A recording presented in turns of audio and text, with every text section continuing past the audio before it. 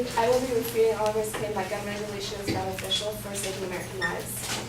The right to keep and bear arms in the U.S. is a fundamental right protected by the Second Amendment, and banning guns is not beneficial to saving American lives in the long run.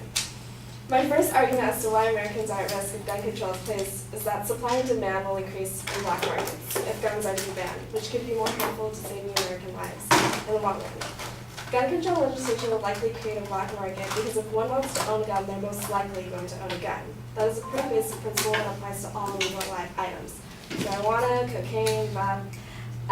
Gun control legislation attempts to create more safety by creating more loopholes for legal owners who jump through to own a firearm. There will always be people who steal firearms or alter information on background checks to circumvent laws. Gun control legislation will likely create a separate black market for ownership for those who simply want to own a self-defense option. You may ask yourself, how are guns obtained today?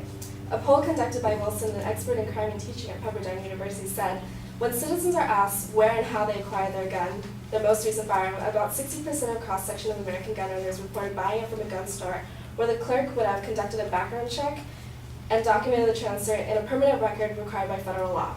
The other 40% received it as a gift or acquired it in a private transaction that in most cases was legal. Contrary to popular belief, there is gun control in the U.S. If guns are banned, there will be an increase in crimes involving alternate weapons. Fewer guns doesn't change the condition of heart. Gun control laws have arguably caused gun violence incidents to reduce around the world. But alternate weapons are still used to commit crime. Knife attacks, vehicle attacks, and homemade explosives can do as much damage or even more damage as a gun can do.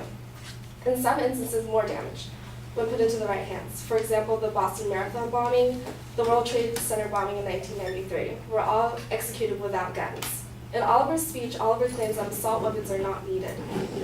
Guns are often feared not because of what they can do, but because of what they represent to an individual. Most people own a firearm because they use it as a tool or for a sport.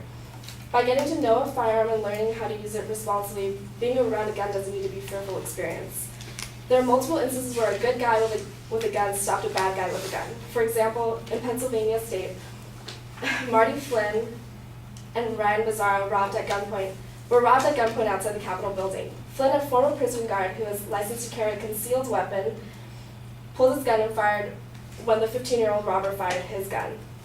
Although no one was hit, Flynn claimed the fact that he had a gun which saved his life and his friends. Citizens have the right to defend themselves. Oliver claims that the Second Amendment is misinterpreted. He states that the Second Amendment doesn't allow every individual to own a firearm. However, the Second Amendment of the U.S. Constitution explicitly reads, a well-regulated militia be necessary to the security of a free state. The right of the people to keep and bear arms shall not be infringed.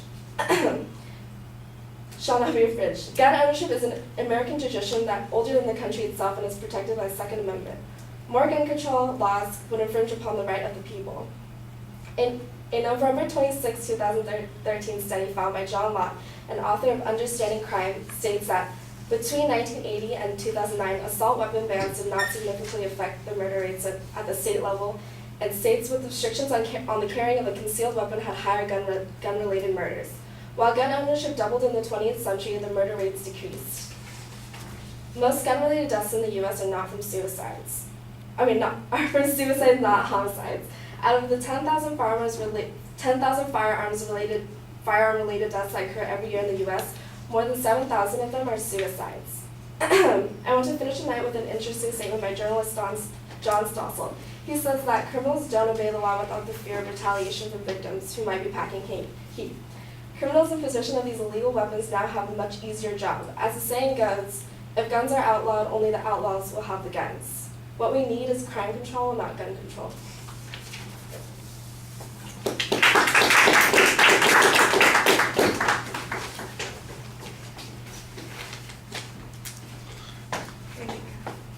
Thank you.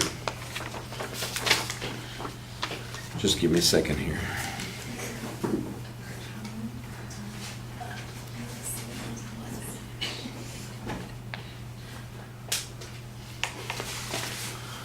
All right, well, your argument seems to be mostly directed at the idea of a gun ban at the beginning, and then there are other arguments that come into play that are generic arguments about gun issues. I don't hear any specific reference to the arguments that the advocate presented, no diminishing of their evidence or reasoning, just a series of counterclaims, and those counterclaims are not organized in any particular way, so it's a little bit difficult to keep track of how all of these arguments are related to the issue that the advocate's presenting. There's good information in several of the points that you have, some nice statistical information that you're presenting. You've got a couple of examples that illustrate good points. I think you need declarative claims a little bit more often, but none of the declarative claims are being structured in relationship to the arguments that the advocate presented. So organization is the big weakness of the argument that I have here for you.